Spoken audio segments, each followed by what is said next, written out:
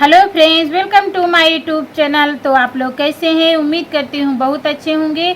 तो आज मैं आप सबके लिए अवधी नाच गीत लेके आई हूँ। बहुत ही सुंदर नाच गीत है, आप लोगों को ज़रूर पसंद आएगा। तो वीडियो को फुल वॉच करके ज़रूर देखिएगा, बीच में स्किप बिल्कुल मत कीजिएगा। आप लोग बीच में स्किप कर देते हैं, वीडियो का आनंद नहीं लेते हैं। तो प्लीज़ आप लोग वीडियो को फुल वॉच करके गीत को सुनिएगा, तभी गीत का आनंद आएगा। और आनंद लीजिए गीतों का।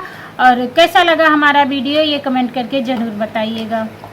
पानी खा के बिजुरिया गिरावे पिया, पानी खा के बिजुरिया गिरावे पिया, गिरावे पिया हो गिरावे पिया। पानी खा के बिजुरिया गिरावे पिया, पानी खा के बिजुरिया गिरावे पिया।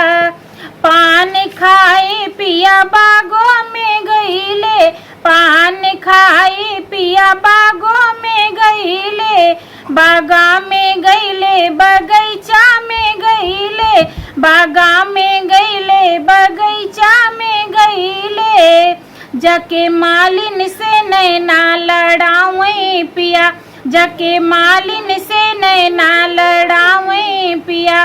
पान खा के बिजुरिया गिरावे पिया, पान खा के बिजुरिया गिरावे पिया।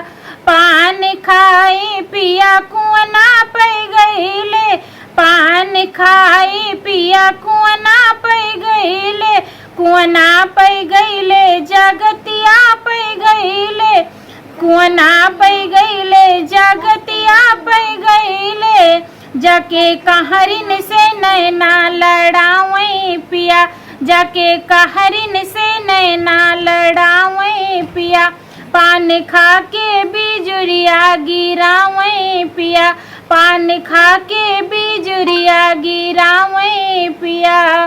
पान खाए पिया महला मा गईले, पान खाए पिया महला मा गईले, महला मा गईले दो महला मा गईले, महला मा गईले दो महला मा गईले।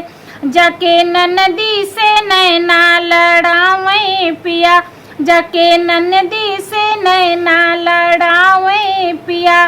पान खा के बिजुरिया गिरावे पिया, पान खा के बिजुरिया गिरावे पिया, गिरावे पिया हो गिरावे पिया।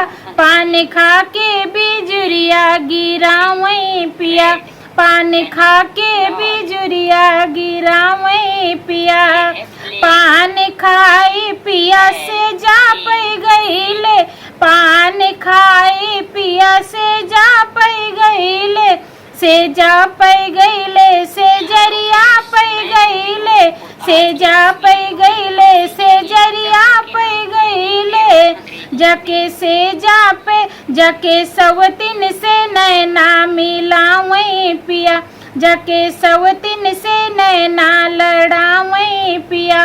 पान खा के बिजुरिया गिरावे पिया, पान खा के बिजुरिया गिरावे पिया।